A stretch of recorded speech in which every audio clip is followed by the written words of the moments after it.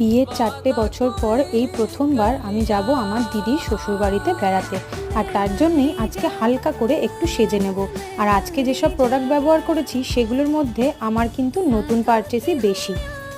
আসলে আজকে মেকআপের সাথে সাথে প্রোডাক্টগুলোর রিভিউগুলো তোমাদের সাথে শেয়ার করব, সেই জন্যই নতুন প্রোডাক্টগুলো ব্যবহার করলাম। জীবনে এই প্রথমবার একটা কনসিলার কিনেছি, যেটা কিনা অনলাইনে কেনা, তাও আবার পারফেক্ট শেডের।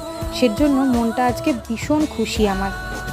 আমি তোমাদেরকে যেটা ব্ল্যাক কাজল বলেছিলাম, ওটা আসলে ব্ল্যাক কাজল নয়, ওটা একটা হোয়াইট কাজল। আমার না মনে হয় এটা অর্ডারটা দেওয়ার সময় একটু দেখা উচিত ছিল। আনন্দে লাফালাফি করতে করতে সেটা দিয়ে দিয়েছি, যার জন্য কালো কাজলের জায়গায় চলে এসেছে হোয়াইট কাজল।